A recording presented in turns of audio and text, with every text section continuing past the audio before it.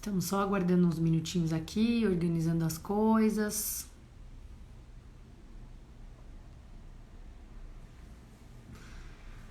Bom, boa tarde todo mundo. Estamos aqui, mais um cafezinho produtivo. Esse projeto que foi idealizado pela Ariela e seguimos fazendo eu e Fanny com ela. Um projeto que a gente desenvolveu para poder falar um pouco sobre essa nossa vida, que é uma vida de um pouco de perrengue, mas que é muito feliz, essa vida de produtor, para a gente trocar experiências aqui sobre ela, ideias, formas de se fazer, conhecimento. E tem sido muito gratificante poder valorizar os profissionais da nossa área, entender um pouco do que eles fazem e propor toda essa troca aqui. Hoje, dia 26 de agosto, o nosso tema é desenvolvimento da cultura independente em Porto Alegre. E eu vou dar uma espiadinha aqui porque a bio deste convidado é muito legal. A gente vai entrevistar hoje o produtor Bruno Melo e ele tem uma atuação bastante abrangente no Sul. Ele trabalha desde produção de shows internacionais que acontecem lá, até o empreendedorismo no setor criativo musical. Ele criou o primeiro site de financiamento coletivo da cidade, chamado Traga Seu Show, que hoje atua no desenvolvimento e na execução de projetos musicais com lei de incentivo e financiamento alternativo. Então, assim, ele vai ter muita coisa muito legal para falar pra gente. E nada melhor do que ele mesmo para contar essa história, mas se vocês tiverem perguntas ou curiosidades ou coisas do tipo, podem mandar aqui pra gente nos comentários ou na caixa de perguntas. E eu vou convidar agora o Bruno aqui para falar com a gente.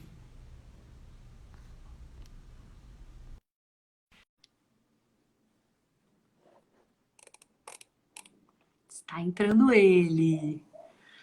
Olá! Oi, E aí, galera? Tudo bom, Carol? tudo bem? Seja muito bem-vindo ao nosso cafezinho. Estamos muito felizes com a sua participação e Tô com muito todas essas feliz mil também. coisas que você tem para contar para a gente. A história parece bem longa, Uhum. muitos capítulos, mas como a gente sempre faz aqui, queria começar do começo para você contar um pouco sobre como você se iniciou em tudo isso. Maravilha, quero ver a gente conseguir em meia hora falar tudo isso, mas vamos lá. E nem é tanto tempo assim, mas é tanta coisa que a gente faz, né? Tanto perrengue, como tu mesmo trouxe, assim, que tem muita história para contar, né? Daria um livro, com certeza. Bom, eu trabalhava na época que eu comecei com produção mesmo. Eu era músico antes disso, né? Tocava batera e tal. Comecei na música pela paixão mesmo, assim, por tocar, tentar tocar, mas eu trabalhava numa livraria, na Livraria Cultura, que né, tava recém com uma filial aqui em Porto Alegre e entrei na área de discos, assim, trabalhava na área de música erudita e jazz. E fiquei um bom tempo trabalhando ali, porque o salário era bom na época, né? O consumidor brasileiro ainda lia, então se vendia muito livro ainda. E aí eu conheci muita gente, conheci muita música também. Era um lugar onde a maioria das pessoas que compravam disco, compravam cultura, iam, então era um ponto de encontro. Né? Eu conheci muita gente lá, reencontrei muitos amigos também. E li muito livro, né? Porque eu trabalhava numa área que era fechada, era tipo um aquáriozinho fechado, onde tinha música erudita e jazz, ou seja, não era uma área muito frequentada, né? Então assim, Era um tempo. eu ficava muito tempo sozinho ali, pô, com aquele monte de livro. Comecei a ler, li muita coisa, né? Aprendi muito. E eu tinha esse sonho né? Eu gostava muito de jazz na época e eu tinha vontade de ter um festival na cidade, de fazer alguma coisa acontecer nesse sentido, só não sabia como, né? Como é que eu ia fazer algo se eu nunca tinha feito produção, nem nada disso. E aí um amigo que trabalhava na livraria também, já era produtor há um tempo, falou, cara, vamos tentar fazer alguma coisa que o público, a gente tenta lançar e o público vê se compra a ideia ou não. E nesse mesmo período eu estava lendo um livro sobre cultura da participação, do Clay Shirk, que é um cara que fala muito desse início da internet, de tudo que rolou com, enfim, com a entrada do Twitter, das redes sociais, né? Dessa cultura mesmo de participar, de estar não só receber como era na época da televisão, né?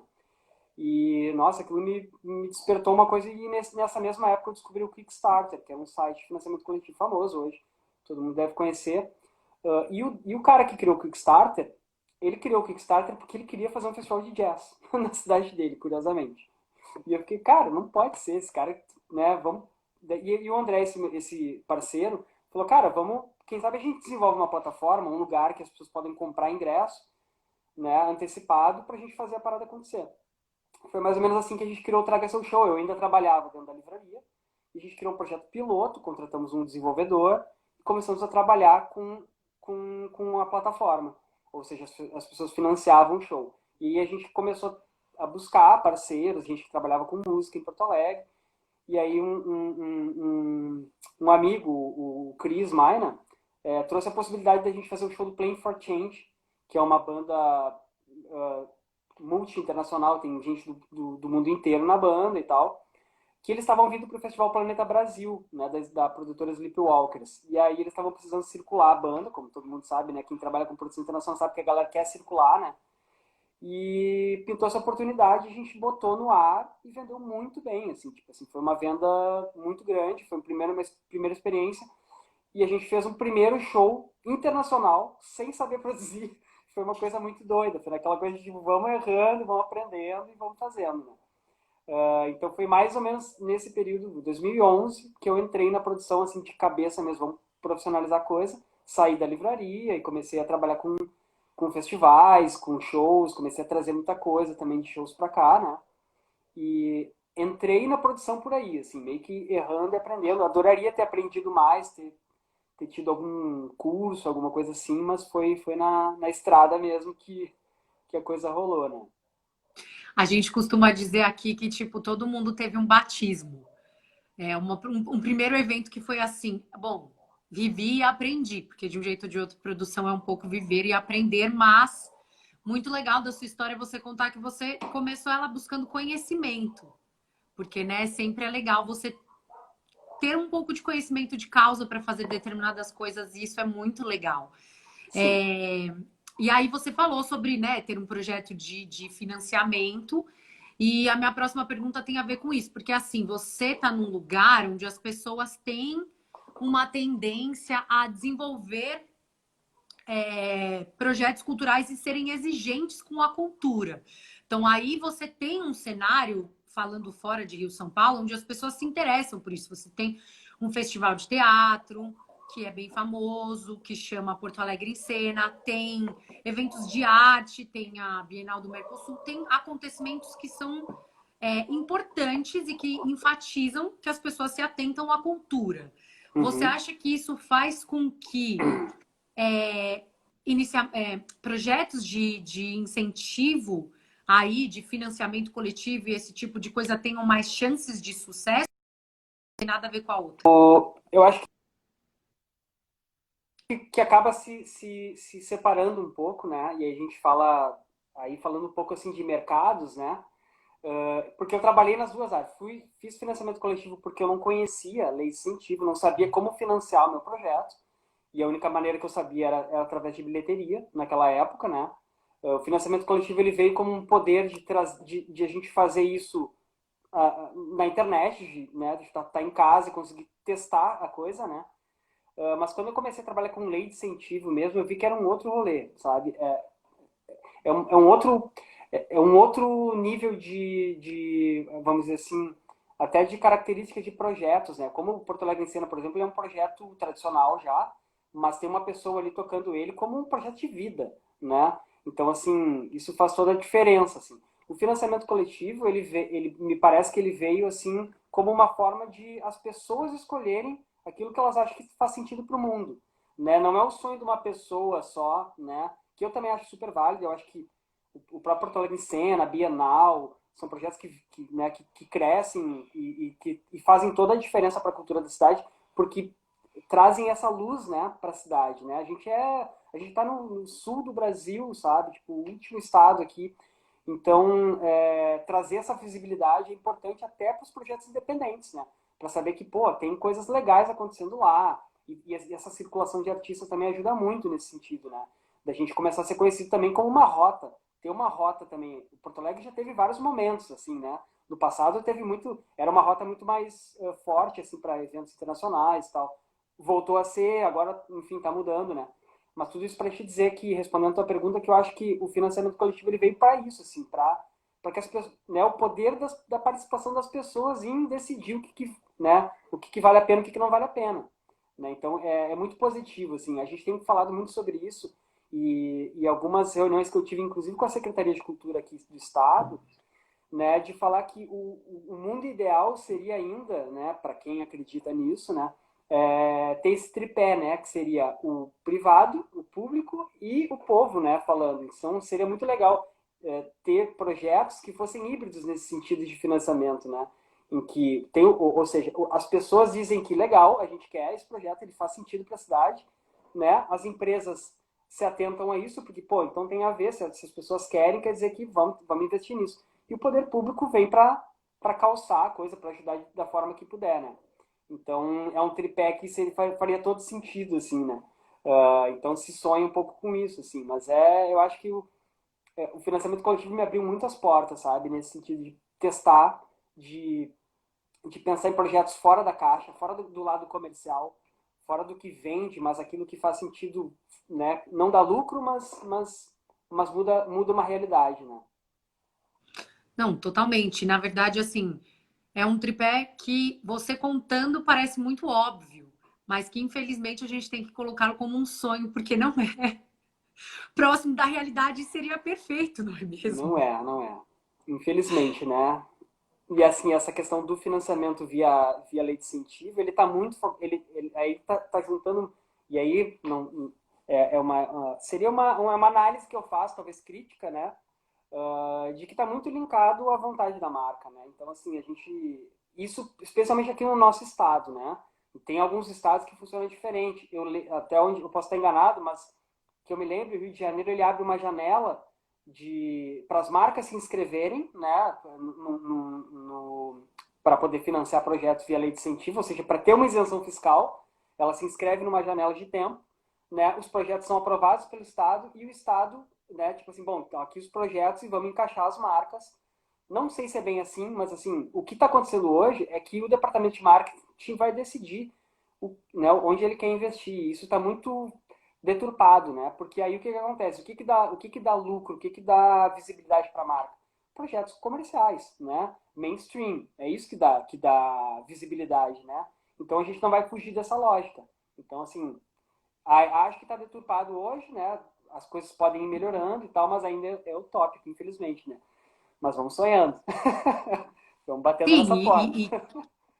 e buscando as alternativas, que foi como você falou, tem alguns projetos que você consegue fazer a captação pela isenção, então você escolhe coisas que têm um pouco mais a ver, né, e que dialogam com o seu objetivo, e tem a alternativa que foi a alternativa que você buscou de fazer um financiamento coletivo que tem um pouco a ver também com a próxima coisa que eu quero te perguntar, que é assim: existe uma responsabilidade de vocês para com essa ideia de, tipo, estamos vivendo um sonho juntos, que foi exatamente o que você falou. A partir do momento que é o financiamento coletivo, essa ideia é pensada coletivamente. Estou investindo aqui em algo que eu acredito.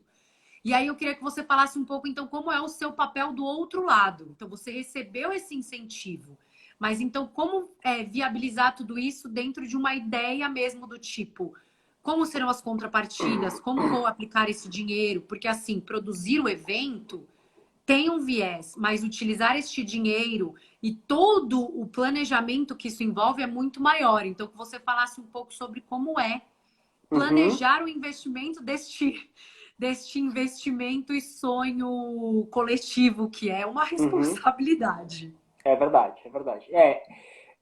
Eu já tive nos dois lados. Eu já fiz projetos de financiamento coletivo, né? Eu já tive uma plataforma minha e agora eu estou trabalhando numa plataforma de um amigo, CEO, que saiu que é um dos caras que criou o Catarse também, então, e tem a Apoia-se hoje, que é realmente assim, uma plataforma que tem muito projeto de financiamento recorrente, aqueles projetos que são pessoas que estão sendo financiadas mensalmente para aquilo que fazem, para aquilo que entregam, né? Que para mim é uma coisa revolucionária. O que eu vejo, assim, Carol, primeiro, assim, e aí para tudo na vida, todo tipo de relação que a gente cria, né? É tentar equilibrar as expectativas e saber aquilo que a gente está se propondo a fazer, saber se a gente vai conseguir entregar aquilo, né? porque é alinhamento de expectativa, né?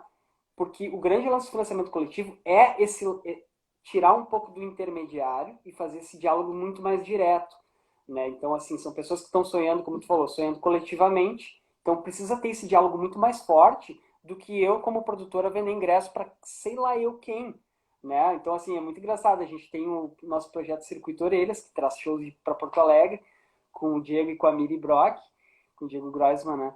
E então, assim, eu lembro assim, cada show que a gente fazia, tinham pessoas que, cara, quem são essas pessoas? São as pessoas que gostam do artista que a gente está trazendo. Que bem ou mal podem gostar do nosso projeto ou não, né? Tem muito a ver com essa narrativa que a gente traz e tal. O financiamento coletivo não. É alguém que está fazendo e propondo algo e que precisa ter muito forte esse diálogo, sabe? Em falar, galera, atrasou. Galera, não deu para cumprir, sabe? Vai demorar um pouco mais. É a Ou não, tipo realidade assim, aqui. a realidade aqui. E dividir esses problemas também, porque isso faz com que aqui, aí volta ao livro do Clay Shirky, é a cultura da participação. Se o outro lado não participar e a gente só receber e decidir daqui do nosso lado que, bom, recebi 10 mil reais para fazer o projeto que está todo mundo sonhando comigo, e, vou mudar ele um pouco, vou fazer do jeito que eu quiser, vai dar B.O. Vai dar B.O., tipo, as pessoas vão reclamar, vão criticar, né?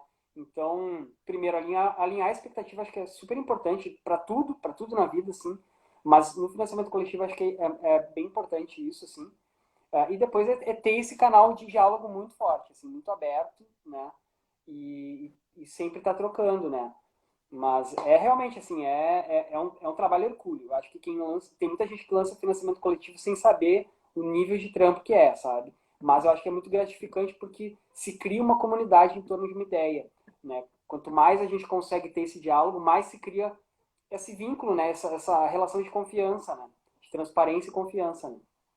Acho que é bem importante pensar nisso. E até mesmo também de você saber que você está fazendo parte do desenvolvimento da cultura do lugar que você mora, do lugar que você acredita, ou de mil coisas assim. Porque quando você simplesmente vai numa bilheteria e compra o ingresso, é uma espécie de um incentivo cultural, não deixa de ser. Mas ele não, você não teve muita participação intrínseca naquilo, né? Você não criou e desenvolveu todo aquele projeto junto. Então é até uma boa sensação saber que você está podendo colaborar de alguma forma um pouco mais efetiva no desenvolvimento da cultura do meio que você vive. Pelo menos eu, Isso. na minha opinião, é bem gratificante poder fazer isso, né? Muito, E muito. você falou. Não, desculpa, pode falar. Não, completar assim que eu acho que a gente a gente discute isso muito dentro da pós, né? Em falar que a gente está num momento de mundo em que as pessoas elas estão muito preocupadas para onde está indo o dinheiro delas. Como tu falou, no momento que eu compro um ingresso de um show, tu comprando um show do Chico Buarque, né? E a produtora X, eu não sei quem é essa produtora, eu não sei o que ela faz, para onde é que está indo esse dinheiro, se ela está investindo em isso e em aquele outro, sabe? Coisas que eu não acredito. Então, assim, eu tenho visto que o mundo está chegando nesse ponto crucial de saber que o dinheiro tem uma importância muito maior do que a gente acha que é o simples, né, a relação de compra e venda. Né? E o financiamento coletivo me traz muito isso. Essa questão de propósito, de saber que, pô, eu estou investindo numa coisa que está mudando uma realidade. Essas pessoas que estão fazendo isso, eu sei quem são. O nome dele é Bruno Melo e o cara fez isso, fez aquele outro. Então, assim, pô, vou apostar nisso. Porque aí tem a questão de reputação, né? Que no meio comercial é muito fácil de mascarar. Tu fecha um CNPJ e abre outro amanhã. Né? Com certeza. E aí, eu queria que você falasse um pouco sobre este seu trabalho atual, tanto sobre o lugar como a sua função, porque ela tem um nome muito bonito, que é Gestão de Sucesso de Comunidade dentro da plataforma. Então, primeiro eu queria que você explicasse o que significa esse nome bonito e Uhum. falasse um pouco como é a plataforma, como ela funciona, como que está sendo viver esta novidade, porque acredito que é uma novidade para você também, tipo, é uma nova alternativa que apareceu neste momento de trabalho que a gente teve que buscar alternativas, né? Sim. Então, Carol, está sendo um aprendizado muito grande e principalmente porque, primeiro, logo depois, quando começou a pandemia, eu tive que migrar, né? Fiz uma migração, na verdade. A gente teve todo Eu tinha muita coisa amarrada, assim como vocês, assim como muita gente que trabalha com produção, todo mundo que trabalha com evento. Tinha muitas coisas amarradas. Tinha 2 shows internacionais já marcados que eu estava trazendo para Porto Alegre. Um estava no Rio de Janeiro, inclusive teve que voltar, né? Então, assim, foi aquele precipício, tipo assim, aquele prédio caindo na nossa frente. Foi a carta da torre. Quando você tira a carta da Nossa, torre no carta tarô, da assim, torre. tipo. Perfeito, a carta da torre. Eu olhei assim, eu pensei, nossa, cara, eu tenho 3 filhos, eu não tenho como simplesmente agora pensar em alternativas dentro da minha área que travou a parada, sabe? Então fechou o útil com o agradável. Eu já tinha um namoro com a Pós de muito tempo, né? Da gente um dia eu colaborar ou talvez trabalhar só numa parte curatorial na área da música dentro da empresa, poderia ser um viés. Aí pintou o útil com o agradável. Gente, eu estou precisando e ao mesmo tempo vamos de uma vez fechar essa parceria. Então eu comecei a trabalhar com eles e aí o primeiro desafio surge do home office, né? Tipo, trabalhando com uma equipe grande, né? Numa plataforma que já está rodando a milhão, tipo, e aí agora vamos lá, vamos estruturar uma área nova dentro da olha eu com produtora na cabeça, dentro da empresa. E aí vem esse nome bonito, né? Esse nome, na verdade, tem muito a ver com a área que eu estou desenvolvendo, que chama Sucesso do Cliente, ou Customer Success, né? Que a gente transformou em sucesso da comunidade, porque é o que nós temos ali dentro. Uma comunidade de pessoas que fazem e pessoas que apoiam. Né? Eu quis mudar um pouco esse nome para justamente trazer o olhar para a comunidade que tem dentro da Apoia-se, né? Que trabalha entre apoiadores e fazedores. Né? E o meu trabalho é basicamente entender como amplificar as campanhas, né? Então entender as dores, entender o sucesso, o que está fazendo sentido para algumas campanhas que estão fazendo muito sucesso e que eu posso aplicar em outra que é semelhante, que pode trazer também sucesso para eles, né? Mas é num âmbito um pouco maior do que simplesmente aquele olhar também comercial, tipo, vamos lá, vamos... É também trazer conhecimento, trazer... E aí meu próximo passo, provavelmente até o final do ano a gente vai conseguir aplicar tudo isso, né? O meu sonho é que tenha um evento anual da Apoia-se, né? Trazendo fazedores, apoiadores para discutir esse novo momento de mundo, né? E eu acho que tem muito a ver, a gente está muito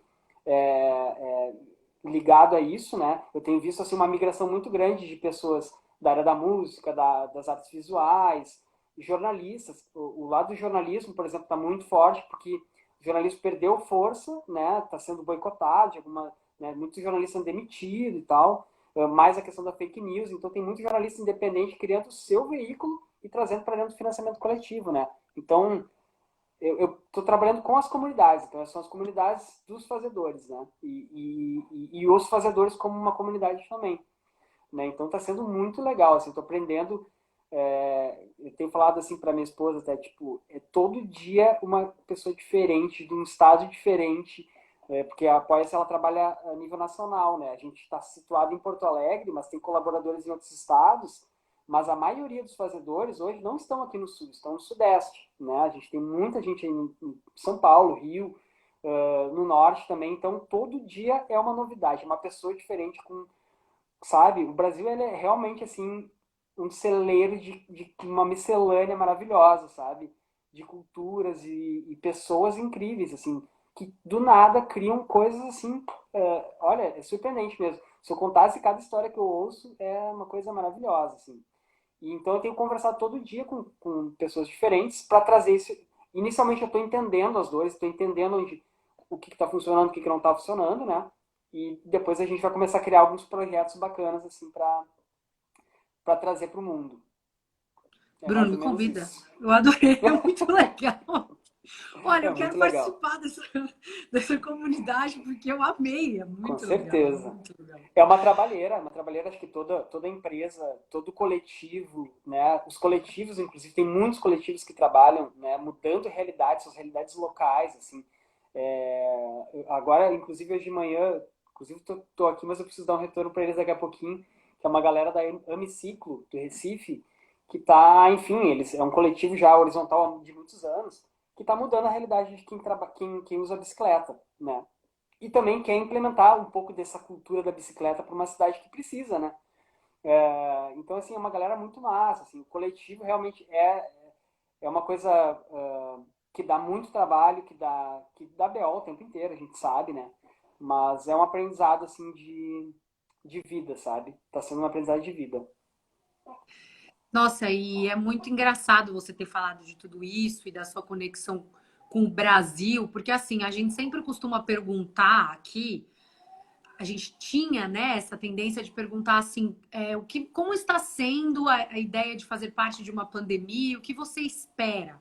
E aí a gente tinha decidido que a partir de hoje, que já estamos vivendo aí há mais de 5 meses numa pandemia, mudar um pouco esse viés e perguntar para a pessoa como ela está vivendo isso e como está sendo. Eu acho que você foi a melhor pessoa para responder essa pergunta, porque você está vivendo intensamente com diferentes referências, tanto como o Bruno, porque você é uma pessoa, existe, tem uma família, mil adaptações, né? Porque a gente, além do trabalho, a gente também é uma pessoa. Uhum. E como um profissional que se já realocou no mercado de alguma forma e de uma forma que se beneficia das questões positivas ou possibilidades que a pandemia gerou, num sentido dessa coisa de conseguir ter acesso a mais pessoas que a gente não tinha, de conseguir se comunicar de uma outra forma com as pessoas, de conseguir se beneficiar de coisas que tiveram que cair para outras nascerem.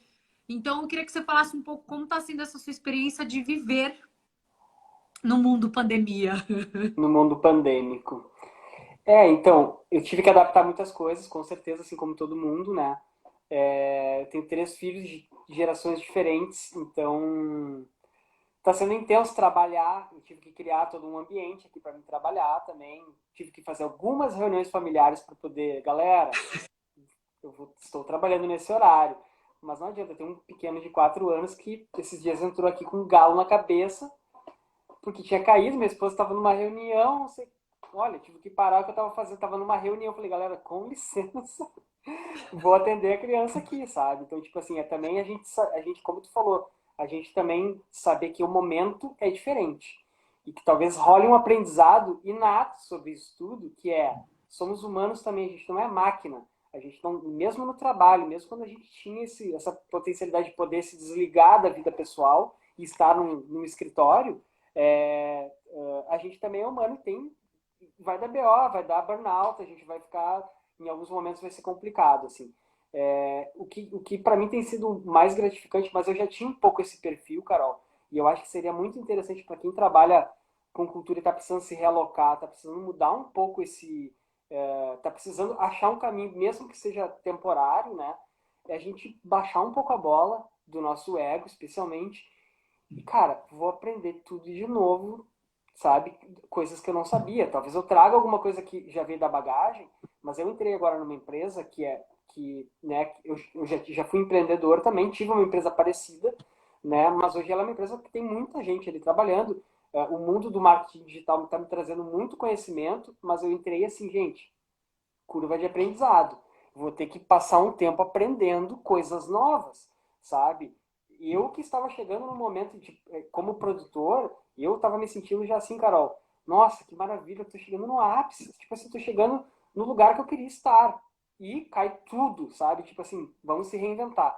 Então eu fico pensando assim, olha, claro, eu tenho 3 filhos, tenho família, tipo, talvez tenha uma condição que eu tive que rapidamente pensar numa solução, mas eu acho que é isso, assim, é ter humildade para saber que a gente precisa se reinventar o tempo inteiro. Né? E a pandemia trouxe isso para mim muito claro, assim, sabe? Tanto de vida, o meu trato, assim, com a família, né? Negociações com a própria relação que eu tenho com a minha esposa, sabe? Tipo, tudo isso mudou, assim. Mas o momento que a gente também se coloca nesse papel, tipo, cara, deu BO com o mundo inteiro. Vamos baixar um pouco essa bola do meu ego, tipo. E eu vi que tem muita gente que tá patinando ainda nisso, sabe? Em achar que vamos empurrar, vamos fazer isso, vamos. Cara, não vai dar, infelizmente. Agora não vai dar. Vamos ter que pensar em alternativas, né? Então, A pra mim gente tá sendo não, a gente gratificante não nesse sentido. A gente não tem como controlar tudo, né? Por mais que a gente quisesse que a nossa vida continuasse, que como a nossa live de sábado ele falou, pô, eu tinha 88 shows em 90 dias, que nenhum deles tivesse sido cancelado, né? E que eu não tivesse que reaprender a fazer uma conferência no Zoom ao invés de ser ao vivo, de ter que fazer o evento anual de uma marca grande numa live ao invés de ser num pavilhão. Então é muito isso de tipo se readaptar, mas acredito eu que é uma adaptação positiva no sentido de aprendermos coisas e visualizarmos ideias que nunca antes tínhamos, como é o que você está fazendo aí, revisitando uma coisa que você já viveu do empreendedorismo, mas de uma forma completamente diferente, né? Que foi trabalhando esse coletivo que está todo mundo não sei aonde junto e mudando não só dentro do mercado de Porto Alegre, mas de muitos lugares do Brasil. Acho que é um grande benefício da pandemia É, aqui. aí falando de uma forma mais coletiva, assim, não só da minha vivência, assim, o que eu tenho sentido de positivo é isso, assim. É, a gente não está mais conseguindo olhar, fechar os nossos caminhos individualistas, né?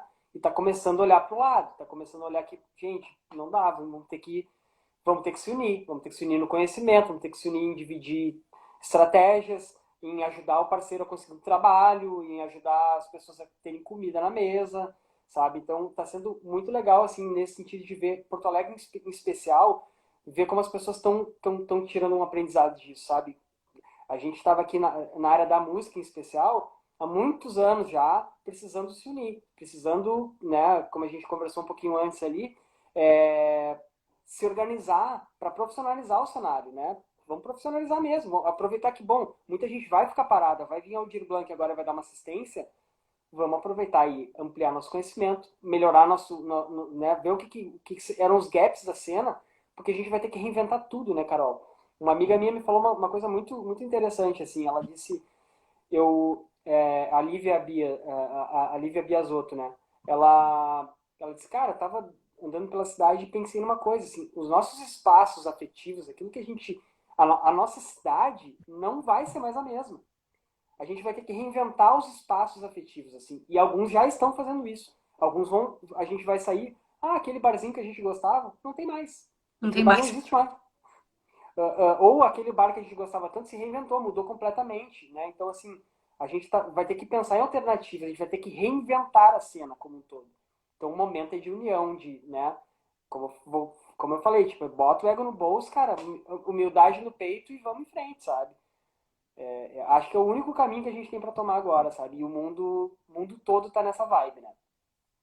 Sim, acho que tudo que você falou do seu trabalho, de como está sendo pensado, já demonstra essa ideia e essa nova visualização da realidade, que eu acho que muito tem a ver também com coisas que você já era, mas muito tem a ver com aprendizados que a pandemia está trazendo, assim. E Total, foi total. assim, maravilhoso ouvir você falar sobre tudo isso, porque a gente teve um mês aqui no cafezinho muito legal de falar sobre o trabalho, mas sobre tudo o que permeia esse trabalho, tanto de coisas muito bonitas, como o que a gente falou tudo aqui hoje, como coisas que precisam ser repensadas, que a gente teve na nossa conversa prévia, na live passada, de política e de posicionamentos Uhum. que tem muito a ver com esse coletivo. Então, assim, só posso dizer que muito legal que você foi o nosso fechamento do mês com todas essas colocações.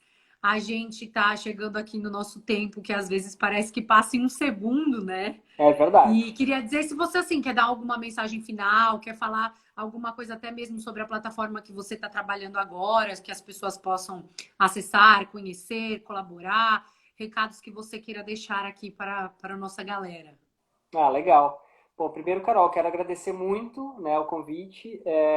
Eu sou uma pessoa assim que reluta um pouco, às vezes está em live e tal. Acho que todo mundo está também aprendendo um pouco isso, né?